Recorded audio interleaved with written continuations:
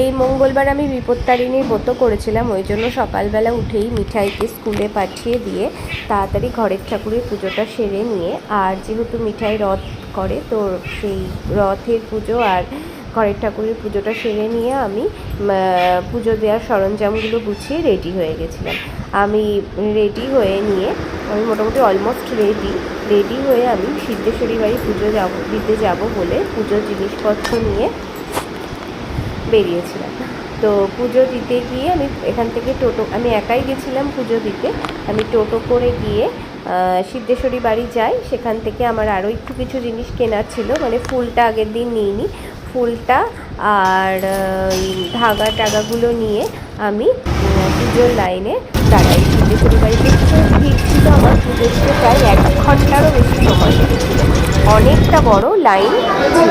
তো যাই হোক, মায়ের মন্দিরে লাইন দিয়ে ভালো করে পুজো দিয়ে তারপরে সিদ্ধেশ্বরী মন্দিরের সঙ্গেই লাগোয়া যে দয়াময়ের মন্দির আছে, দয়াময়ের মন্দিরে আমি অঞ্জলি দিয়ে 1 ঘন্টা পর বাড়ি এসে সবাইকে প্রসাদ দিয়ে ওখান থেকে চা আর চা না খেলে আমার মাথাটাও খুব যন্ত্রণা করে, আর আমি চা খুবই ভালোবাসি।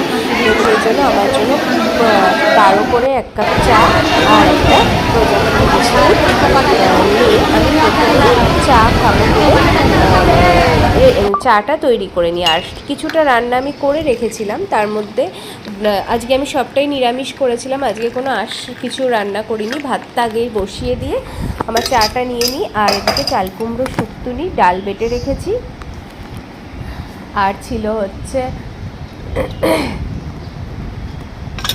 পনিরের তরকারি, আর পরে আরও একটু কিছু করব। আর বড়া দিয়ে আলু দিয়ে ঝিঙে দিয়ে একটা তরকারি করেছিলাম। তো প্রথমে চাটা খেয়ে নেওয়ার পর চা আর বিস্কুটটা খেয়ে নেওয়ার পর আর বাদবাকি যেগুলো করব ভেবেছিলাম রান্না, সেটা আমি সেরে নিই। সেটা সেরে নেওয়ার জন্য আমি একটু আলু ভাজলাম, একটু আলু আর পটল ভেজে রেখেছিলাম, আর বিউলি কলাইয়ের ডাল আর একটু বাঁধাকপির তরকারি করেছিলাম। আমি বিপত্তারিণী ব্রততে যেহেতু 13টা লুচি খেতে হয়, কিন্তু আমি দুপুরে আর লুচি খাইনি, আমার মিষ্টি আর ফল খেয়ে পেট ভরে গেছিলো, ওই জন্য রাত্রে আমি আমার জন্য 13টা ছোটো ছোটো লুচি আর সন্দক লবণ দিয়ে সাদা আলুর তরকারি করে নিয়েছিলাম।